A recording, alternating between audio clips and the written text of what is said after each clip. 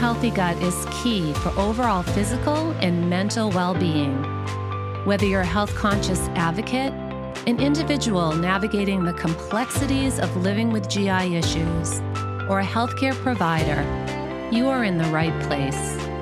The Gut Health Podcast will empower you with the fascinating scientific connection between your brain, food, and the gut.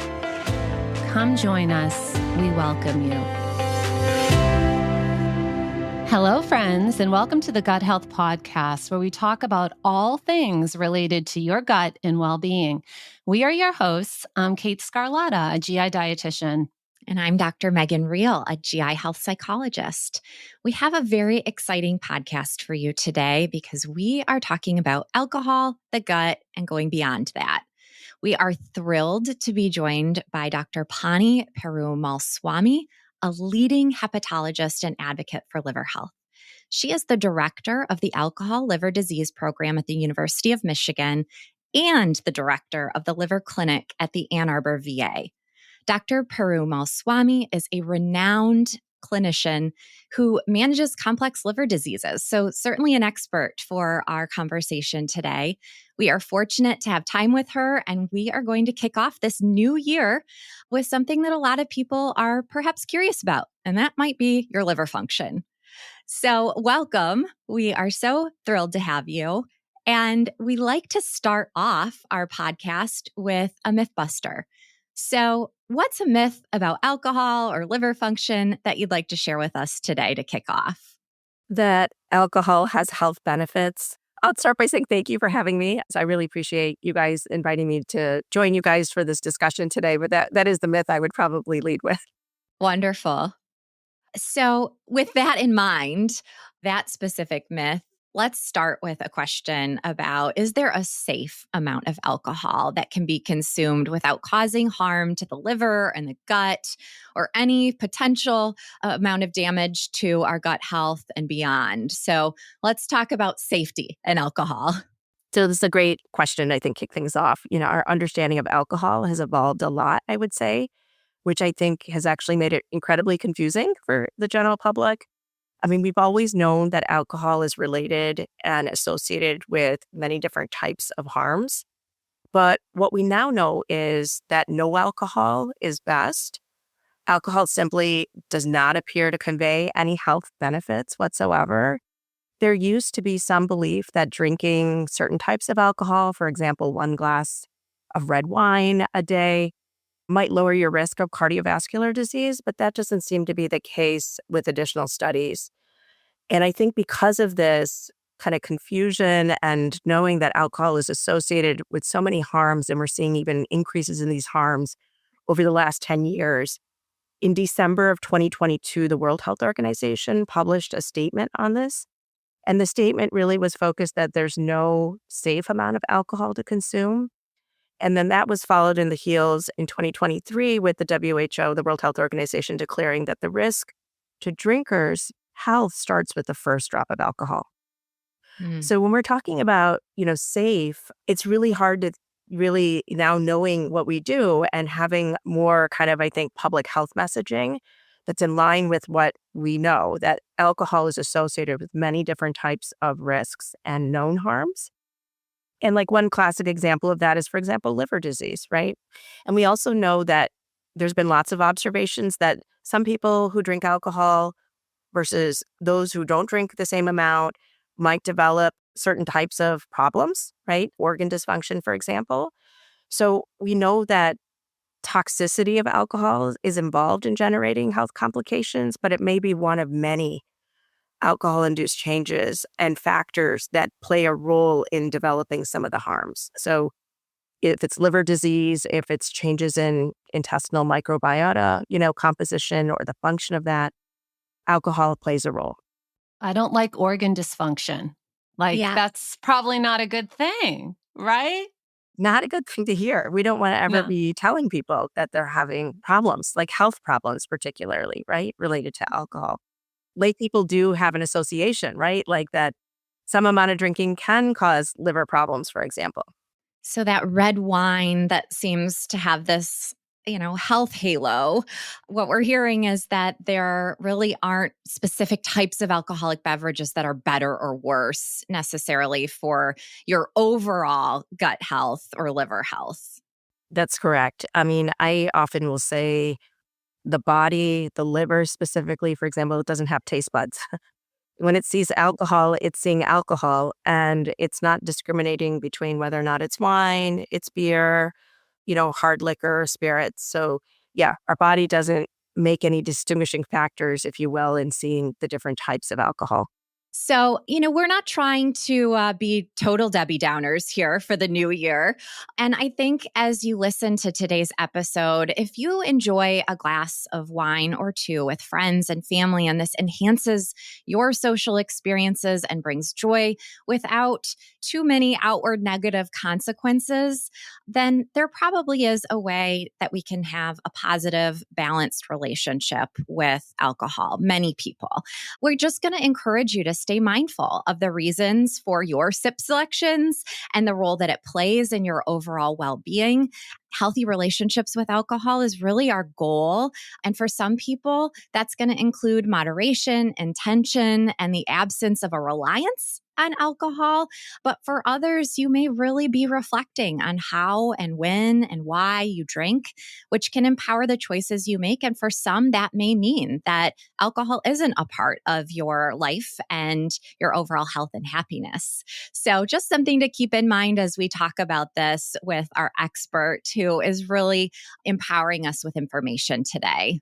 I couldn't agree more there, Megan. And I do think that there are some social benefits to engaging in alcohol, but I do think we all have to be mindful and have sort of a reality check with ourselves. Is that one glass becoming two glasses? Is that two glass really half a bottle, three-quarters of the bottle, and being very mindful of the actual amounts that we're consuming and having that reality check. Women, no alcohol is great. I think moderate is one glass per day. That's 7 glasses per week. And what is a glass? It's not these Mondo glasses, these 9-ounce pours that we can get at some restaurants. So just be mindful of quantities, how frequently, and be honest with yourself, I think, right? So again, it doesn't have to be none, but I think you also have to have like a talk with yourself about how much you are actually consuming. I wanted to backpedal a little bit because you did talk about the microbiome. And of course, being a gut health podcast, we like to talk about that. There are effects to the gut microbiome. There's some effects to the type of microbes that grow with overconsumption of alcohol, and even some risk with small intestinal bacterial overgrowth. Can you just touch base a little bit on SIBO and alcohol consumption and educate our listeners on that topic a little bit? Sure. And, normally the gut microbiome has a healthy balance of bacteria, right? The bacteria can be helpful in our bodies in many, many different ways, including supporting our immune system, supporting metabolisms or reactions that are happening or need to happen in our body. Regulating inflammation is an important kind of part of what gut microbiome is involved in. And it can also help defend certain organs against toxins, particularly things like the liver. And in that way, the gut microbiome can be pretty impactful, powerful, helpful in preventing chronic and sometimes infectious diseases. So when we drink alcohol, it can affect everything from the microbiome that we have in our mouth all the way down into the GI system, our digestive system. And it can involve lots of organs along the ways. And changes in the gut microbiota might be associated with potentially causation and progression of multiple different types of problems in the body, including one area, for example, that's being studied a lot is with liver disease, particularly with alcohol-related liver disease, but even non-alcohol-related liver disease. The gut microbiome is undergoing lots of study to see how that impacts risk, progression, outcomes with liver disease. So when we drink alcohol, there can be disruption of that gut microbiome or changes in the gut microbiome. And there are probably 3 main ways that we think that the gut microbiome might be impacted.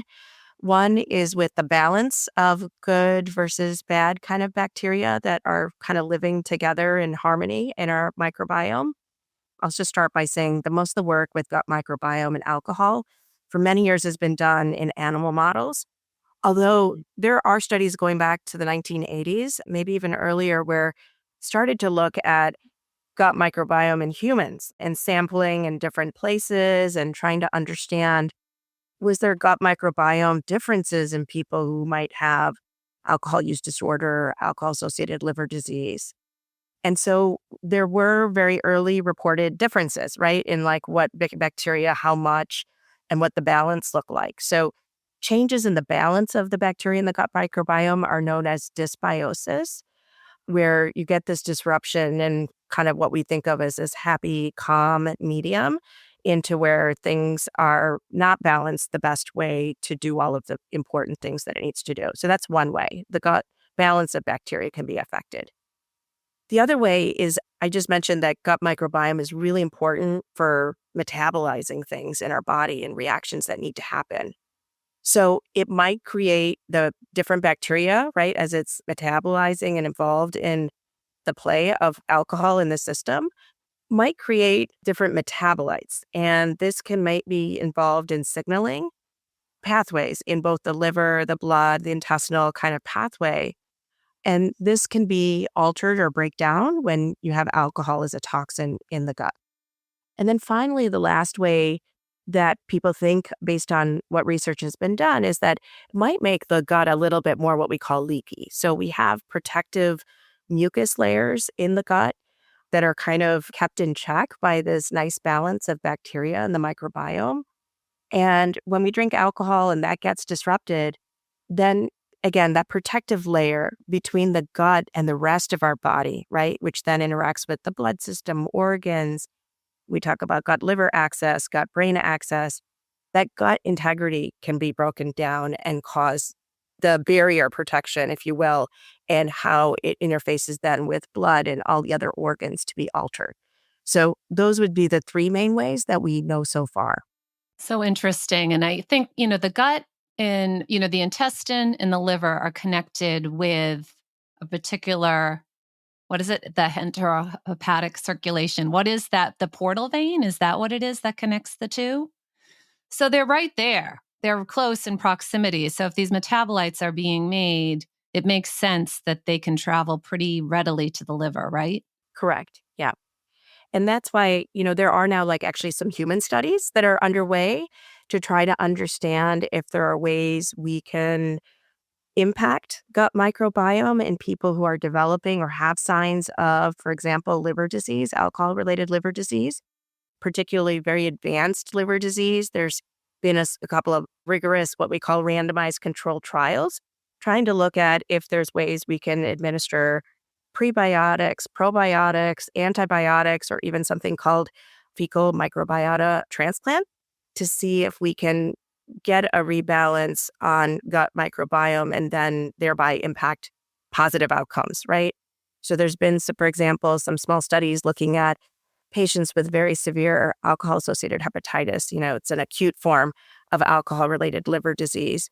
So people are studying if they give them things like rifaximin, right, or other probiotics, or even a fecal microbiota transplant, can this impact outcomes positively? So there's some early, smaller, randomized control data. So it's like more rigorous kind of types of study that are potentially pointing us in a direction of better understanding how we might be able to use these methods to try to improve outcomes, things like averting transplant, improving survival, decreasing inflammation, because, the pathway is also related to lots of stress, right, that alcohol can kind of create in various organs like the liver and reducing that what we call oxidative stress.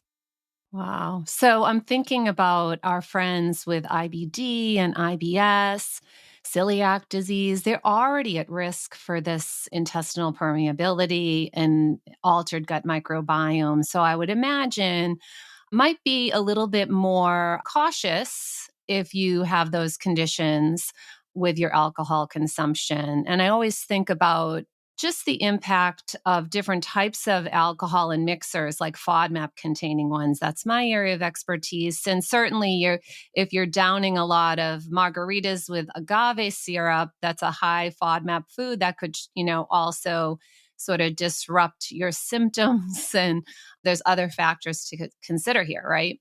Definitely. So in people who already have, right, especially GI intestinal issues, problems, right, such as celiac disease, even irritable bowel syndrome to all the way, more severe conditions like inflammatory bowel disease. There's already disruption and changes potentially of gut microbiome happening. So think about alcohol being another potential mediator, right, of either people potentially developing these problems in the first place and or if they already have it, then mediating progression. The same way we see, like, for example, in the liver. I think they're very similar kind of circumstances there. Yeah, an impact.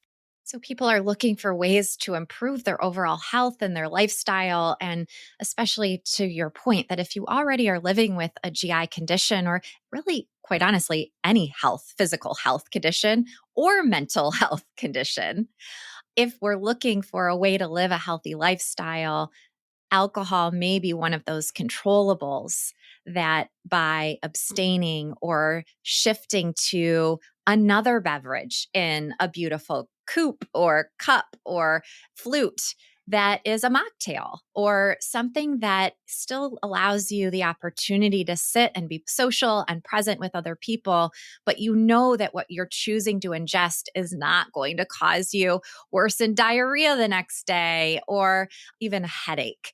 This is your opportunity to have a little control when oftentimes with GI conditions, it can feel like the unpredictability of your symptoms is really stressful. So you're able to mediate one of those stressors by maybe putting something else in your cup of choice.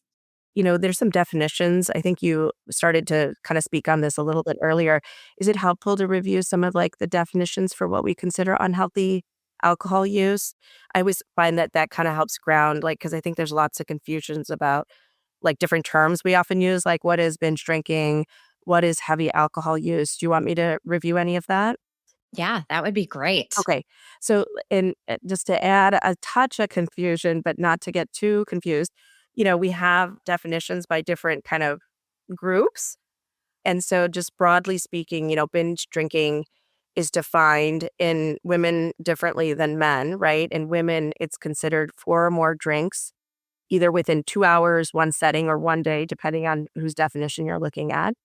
And in men, as 5 or more in that same time frame.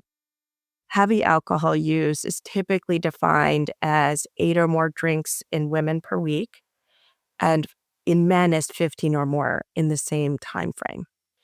And 90% of people who engage in binge drinking episodes, 90%, so 9 out of 10, will develop, like, for example, an early manifestation of alcohol-related liver disease, so fatty liver, or what we call hepatic steatosis is the medical term. And that will happen within days to weeks. But this is reversible as long as the drinking is not continued in a heavy amount. But if it does, then somewhere between 10 and 35% of people will go on to develop inflammation plus fat. And then close to half of those patients are at risk of developing what we call scarring or fibrosis in the liver. And then over time, if that continues, somewhere between 8 and 20% are at risk for developing significant or what we call advanced fibrosis or cirrhosis. So as you just said, like it's helpful to know these thresholds and like what we consider binge drinking or heavy alcohol use, which we now also refer to as unhealthy alcohol use, right? Because it raises even more associated harms or risks from a health standpoint. And I would just say, I think a lot of people go to their doctors and they say, what's your alcohol use? It's, oh, social, and really as providers, we need to dig a little deeper on that because 1 to 2 drinks might not sound terrible, but if it's 7 days a week for a woman, that's heavy alcohol use. And I've only had one physician that really deep dived on that with me, was like, no, like, what do you mean social? Tell me what that means. I just think that we have, again, as physicians, providers, we really need to deep dive a little bit on what social drinking means to that individual, because it sounds kind of moderate, but it might not really be in terms of the terms you've just mentioned. Yeah. No, I think you're raising a really, really good point, is that we do a not great job as healthcare professionals, I would say, unfortunately, of quantifying the amount of alcohol. And as you just said, there's like also what we consider one standard drink, which is in the United States, 14 grams of alcohol in one drink. One drink might be a tall pour, as you just said, or a standard kind of size drink, depending on the type of alcohol, right?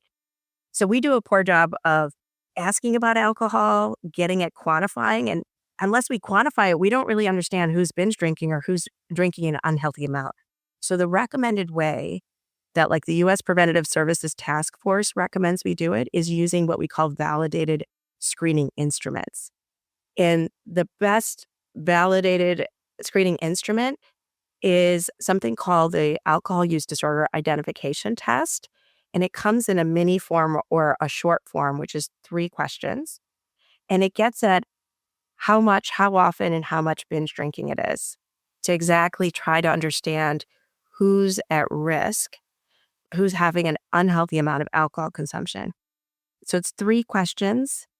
Anybody can ask them. If you actually have people self-administer it, they're more likely to report an accurate amount because alcohol use, unfortunately, is very highly stigmatized, especially when we're talking about it in the context of health. People feel like they might get penalized or have negative consequences for not reporting accurate amounts. So using validated instruments is kind of how we can get at, is somebody binge drinking? Is somebody meeting a definition for unhealthy alcohol use? And those 3 items add up to a score. And if that score is positive, then patients should be actually evaluated for what we call alcohol use disorder. And that is the classic format of doing that is through an interview with a behavioral health provider. And we have a definition for alcohol use disorder from the Diagnostic Statistical Manual of Mental Health Disorders, the 5th edition. And it has a definition and it's defined also with symptoms. And there are up to 11 symptoms that are assessed. And if patients have 2 or more of those symptoms, they by definition meet a diagnosis of alcohol use disorder. And people have now, to try to get to more people being able to diagnose alcohol use disorder, they've actually operationalized, folks at RAND have operationalized a checklist that can be used in health settings. So some parts of, for example, like the Veterans Administration can have different types of providers, including sometimes nurses, administer that checklist to try to get more people involved in making a diagnosis. So I think about screening using validated instruments in healthcare settings. And then if you have positive screening, then people need to get evaluated a little further for alcohol use disorder, because then we need to work with patients to try to figure out how we can be helpful. Yeah. And if you've ever seen alcohol use disorder on your own medical record, I think even sometimes that gets checked and it doesn't necessarily get discussed with the patient, but based on screening measures. And so AUD, alcohol use disorder, it's a medical condition and it's characterized by impaired ability to control your alcohol consumption despite the negative consequences to health, relationships, and your day-to-day life. And what's really important to recognize is that you are not alone if this is something that you are struggling with. It's chronic, it's a relapsing brain disorder. I think that's what people really, if your drinking has progressed to the level of disorder, your brain is heavily involved. And that's why working with a psychologist and good medical providers oftentimes is the necessity. There was a 2021 study that showed that about 11% of Americans meet criteria for alcohol use disorder. So that's over 1 in 10. And this is a very important statistic because it's not just a medical condition, it's one that impacts your mental health as well. And we see higher prevalence rates of co-occurring depression and anxiety, often trauma as well in patients that are living with AUD. And therefore, it just makes the importance of getting help and resources and not going at this alone that much more imperative to really getting yourself into a remission state with your alcohol use. So very important, very complex, and certainly one that deserves a team to support you with. Yeah, and I would say the other thing, about destigmatizing it, the more times we can think about assessing for alcohol use, I think is part of how we can get to destigmatizing it and also capturing when there is potentially unhealthy alcohol use happening. So We definitely charge primary care, like the U.S. Preventative Services Task Force recommends it to be done, like the screening in all primary care settings. But as a field in GI, gastroenterology, and hepatology, we are now really talking about how it also needs to be done at other points. And the more points that we do it where patients are intersecting with care, I think the more potential we have to normalize and to destigmatize this discussion and at talking about alcohol with our patients. And then also to appropriately identify people, right? Because alcohol use can change over time. And it's very intertwined, as you just said, with other substances. 1 out of 8 people with alcohol use disorder have co-occurring other substance use disorders. And we have seen an increase in the number of people who are living with alcohol use disorder.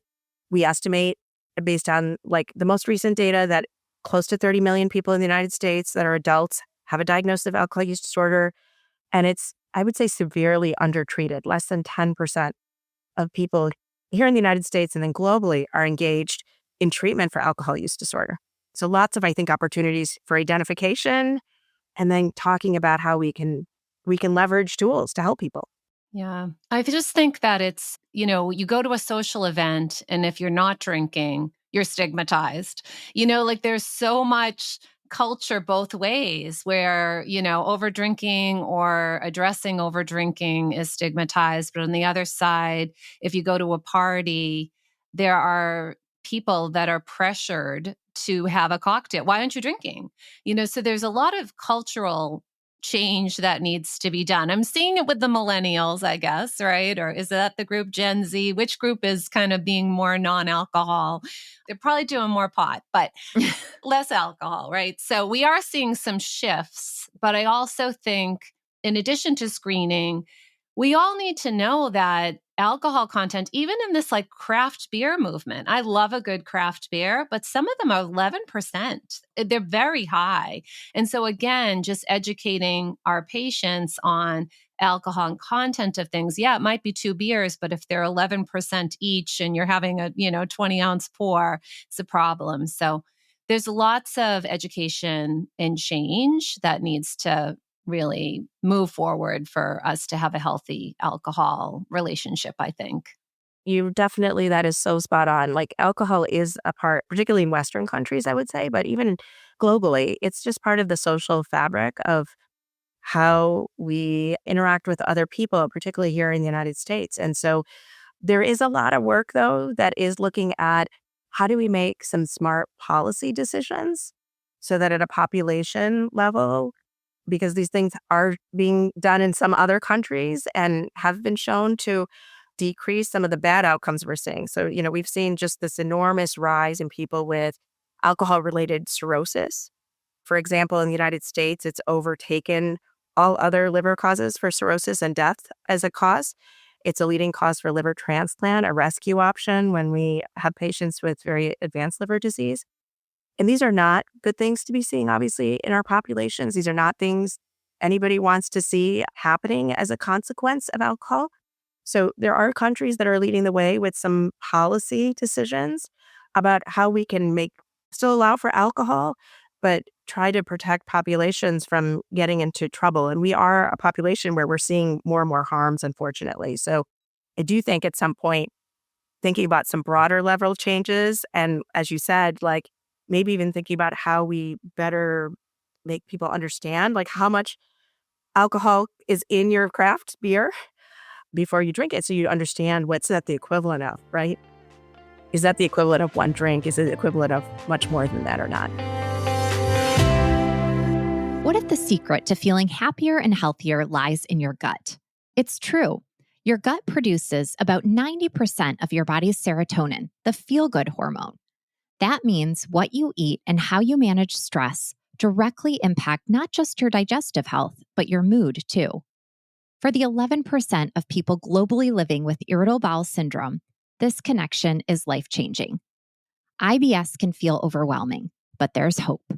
Introducing Mind Your Gut, the science-based whole-body guide to living well with IBS.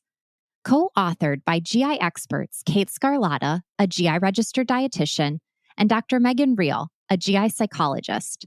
This guide offers a holistic and evidence-based approach to reclaiming your life. With targeted mind-gut techniques, practical nutrition advice, and gut-soothing recipes, it's your complete toolbox for managing IBS and feeling your best. Don't let IBS control your life. Take charge of your gut health today with Mind Your Gut. Available now in hardcover and audiobook formats wherever books are sold.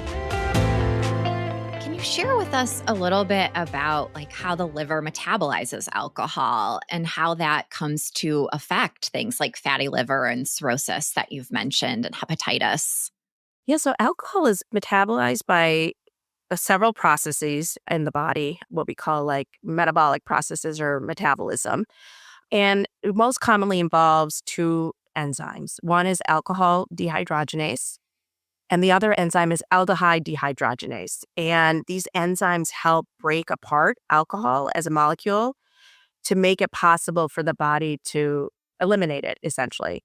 Alcohol or ethanol, right, as the body sees it, it's broken down first by the alcohol dehydrogenase or ADH enzyme, and that's found in the liver.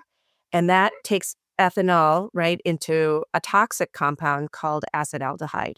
And acetaldehyde is then usually not hanging out in the body very long, and it's quickly broken down further to a less toxic compound called acetate, and that's done by the second enzyme I just mentioned, the aldehyde dehydrogenase. And then from there, acetate gets broken down to carbon dioxide and water, mainly in the tissues outside of the liver. So it undergoes this process to kind of break it down so that the body can eliminate it. But as I just mentioned, it's a binge drinking episode, right? Or heavy alcohol use in 9 out of 10 patients. For example, in the liver, will go on to still develop hepatic steatosis, but this is largely reversible as long as that amount isn't kept up. And when it is kept up, that's when we run into the problems with alcohol-related liver disease and then all the downstream complications that we never want to see. The other thing I'll say is there's so in the liver, for example, alcohol, it's a dose and duration dependent major risk. It's predominantly driven, right? Driving the alcohol. But there are other factors, including genetic factors, environmental factors. We know women, things like history of bariatric surgery. There might be lots of other genetic factors, some of which are known, some of which are not well known, and then lots of other factors that are still being studied that we may not completely understand as being risk or putting people at risk to develop bad outcomes from alcohol-related liver disease. Keep thinking about those gut microbes. They're somehow factored in, right? Yeah. So some people get diarrhea, some people feel really bloated, some people get heartburn. What is it about alcohol that creates these symptoms for some people? And do you think it's dose related? What's going on? Yeah. So the alcohol, like I just said, obviously can cause lots of disruptions along the entire GI tract. And a lot of those disruptions can happen very high up in the GI tract.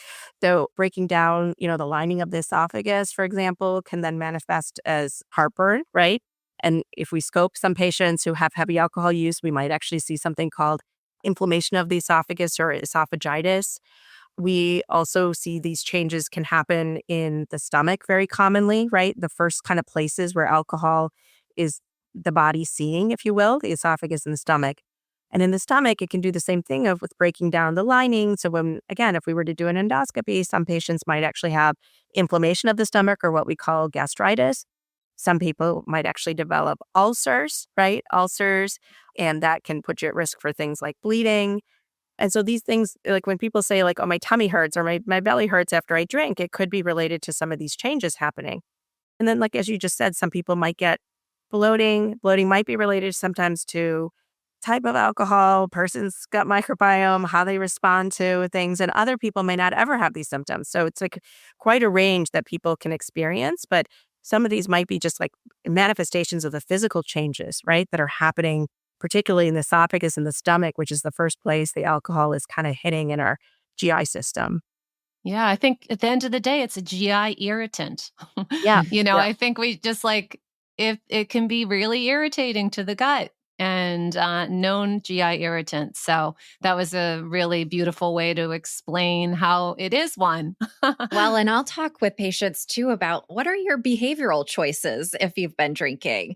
And if you've had a night of drinking and then you get home and the next morning you wake up to the pots and pans out because you fixed yourself some mac and cheese and more snacks and maybe some ice cream and, or you stopped at McDonald's in your Uber or spent $40 at Taco Bell, all of those choices on top of the alcohol consumption are going to be a bit problematic for you the next morning, or unfortunately for a lot of people with GI conditions for several days, even after a night out.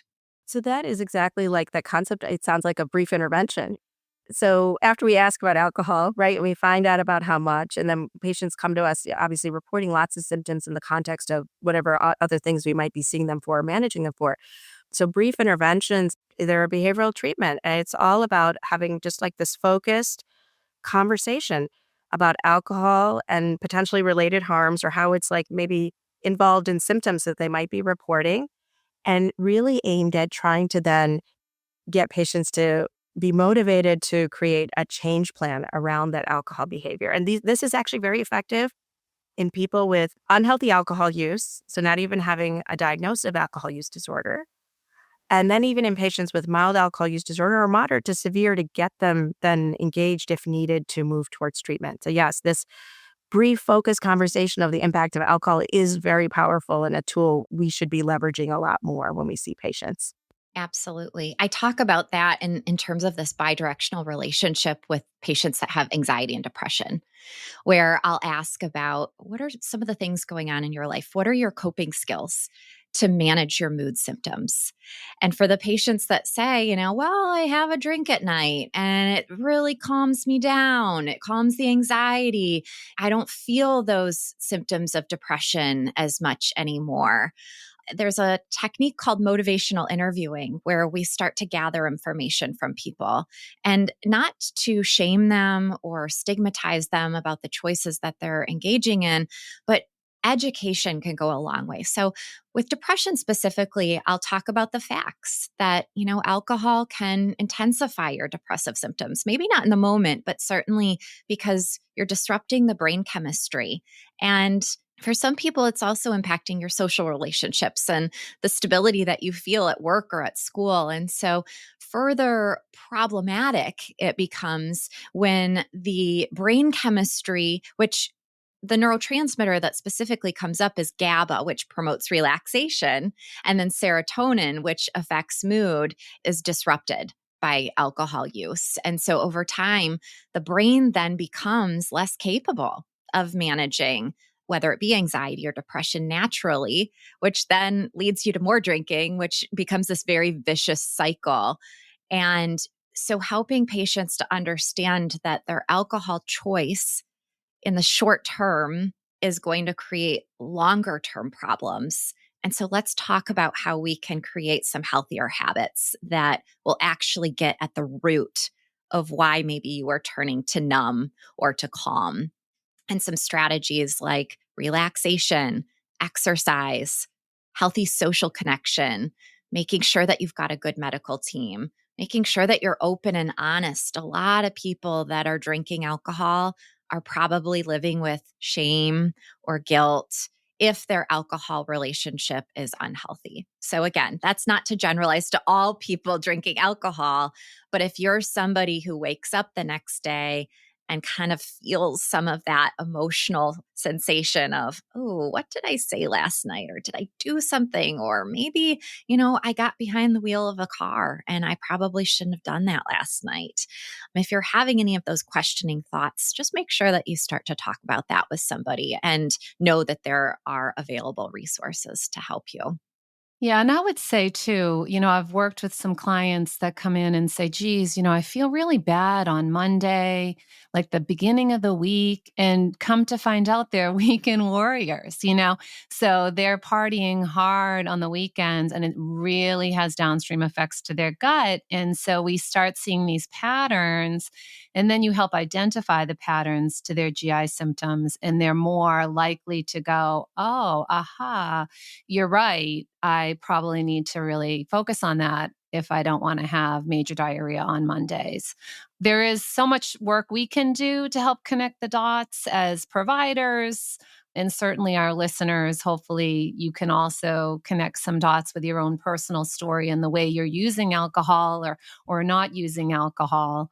What do you say to your patients about just ways to mitigate specific like goals for them? What are some of the goals that you suggest to help them decrease their alcohol? There are certain techniques that you use in practice. So one is just like having a very open, honest conversation, like a place like where patients can feel reassured that what they're going to get from me is lots of empathy and like lots of listening, and then also help if they're wanting it. But it's also helpful for them to know like how we can be helpful. And I think a lot of people don't understand or know all the different ways maybe we might be able to be helpful. So obviously I see lots of patients who have an alcohol use disorder in the context of liver disease. And so I always make sure patients are very aware of different types of treatment we have for patients, making sure they know that there's both medications as well as behavioral treatments. You were just mentioning, cognitive behavioral therapy, for example, is it's a type of more intense, focused, skill based therapy, right? To get patients to try to cope and change how they're using alcohol to cope with problems that often kind of coexist or co-occur and just occur really commonly for everybody in their everyday lives. If it's stress, it's anxiety, it's depression in the context of having a bowel disorder or a liver disease. So making sure they know there are lots of tools we have in our toolbox. I find that like a lot of patients might have a slice of the understanding of what we have to offer, even with medications. The one medication I find, for example, everybody has awareness about is like antabuse or disulfiram. It's the one medication we never give patients with liver disease because of liver toxicity. And so like then talking about all the different other medications we have if they're interested, and how medication and or behavioral therapies can be helpful for somebody who in the context we're talking about these negative maybe health consequences or harms that they're experiencing, how these treatments can be helpful. And if they're not able to do it on their own, right? Like that's where Medicaid, but they want to. And really making patients feel like super centered in these discussions is, I think, very important. So that this is all about how we can be helpful to you and what do you want? How do you want us to help you? And then again, asking about it not just once, but asking about it and offering treatment early, often, and like keeping patients engaged around this discussion because they may not want it maybe at the start of like wait when you have this first conversation, but after they're building a relationship with you or they're seeing maybe other negative health consequences happening, you might just find the right kind of window where patients' motivation has changed. And I also really try to medicalize this in a way. I also let patients know 50% of alcohol use disorder is hereditary. So in the same way that some patients are diabetic but not overweight or have high blood pressure and are taking, need medications. One person might need medications, another person might not need medications, might be able to do it with some diet and exercise. That we want to have the same approach. That, we have treatments to offer, and how do you want us to be helpful? I love that. I think too, like just this is, you're dealing with people that are in it and have a disorder. And then there's the other spectrum of people just maybe dabbling a little bit too much. And, for that crowd, I really try to get them to think about have a seltzer, then have a glass of wine, or have a spritzer instead of the glass of wine, or think about some of the non alcoholic beers that are out there that are tasty. If you want to participate in, last call, but you really don't want to have an alcoholic beverage, consider a non alcoholic option. There's so many cool mocktails, as Dr. Reel mentioned earlier, that can feel festive and that you're part of the crowd. Having seltzer with a little splash of cranberry and a lime looks like a cocktail, and you don't have to deal with the commentary. So there are little strategies for those that are on the, well, I really want to cut down, but I don't have a liver disorder, but I don't want to get one. And addressing those patients, which I see frequently, that just need to dial it back and need some tools to do so. Yeah. Yeah. So I think, we need to address people much earlier, right? Before they develop. And making sure people know that they have these other options to have, non-alcoholic choices and to still feel like they fit in social settings, because that is a big part of how alcohol is consumed. It's really part of the social fabric in a lot of different cultures. I also think like highlighting what patients tell us, right? After they cut back or they stop, even in those settings, that they tend to sleep better, they tend to feel better, they tend to have better personal relationships. So making sure we're highlighting all of the potential positive things that can come, right, with making some small changes, like as you said. This summer, I started kind of exploring mocktails, and my favorite seems to be transitioning well from summer to winter. I love a little ginger beer with a squeeze of lime, and then I just add to it. So whatever else I want, if I want it a little spicy, I'll do a slice of jalapeno. If I want it more festive, I can throw in some rosemary. So maybe our listeners can share their favorite mocktail recipes with us too. And I also then feel really comfortable with my kids seeing me make this, right? So they're observing mom that's putting something together to drink that's not just water or coffee or tea, but, if they have a sip of it, whereas if you have a glass of wine or something and inevitably your child comes over and they pick it up and it's like, no, that's for mommy. That's mommy's drink. It's like, if they want to try a sip of it, sure, you can have a sip of this. So certainly our relationships with alcohol are individualized and personal. And if you need somebody to talk to about it, I encourage you to do that. Hepatologists like Dr. Perumalswami are like, you're right. The empathy just exudes out of you, and you create a safe space for people that really allow them to embrace their health journey. And that's really what everybody certainly deserves. So with that, I just want to thank you so much for your expertise today. We're all kind of looking at this brand new year and maybe rethinking relationships, whether it be with alcohol or broader health and wellness goals. And we are here, the Gut Health Podcast. Kate and I are going to be with you all year long, talking about our gut health and really hoping to inspire everyone along the way. As we wrap up at this episode, we like to ask all of our guests the following question. So for the first time in 2025, Dr. Perumalswami, what is something that you prioritize when it comes to your own health and wellness? I'm hoping to be working out more, I would say. I'm always challenged with trying to figure out, the balance. I think I hear this a lot from patients. I'm also, we're all patients also too, right? In some capacity. And so I feel like eating healthier and being more active is something I'm always trying to, particularly not just in the new year, but throughout the year, but recommitting in the new year to trying to do. So I just signed up for a workout class at our community center. They're continuing it. Yeah. So that's my commitment for the new year. You deserve it. Good. It's perfect. It's so perfect. Well, thank you so much for coming on today. Really informative. I love your patient-centered care model. Really important to have the patient be the center of their universe and their healthcare. So thanks for all the work that you do and sharing your level of expertise with our listeners today as we kick off our 2025 season. So please make sure you subscribe, follow, and like the Gut Health Podcast. Your support means the world, friends. Thank you for joining us as we grow this gut health community. We hope you enjoyed this episode, and don't forget to subscribe, rate, and leave us a comment.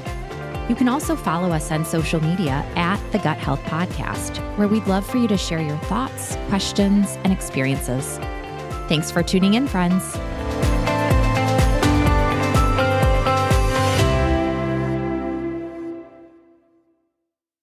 Thank you for joining us as we grow this gut health community. We hope you enjoyed this episode, and don't forget to subscribe, rate, and leave us a comment.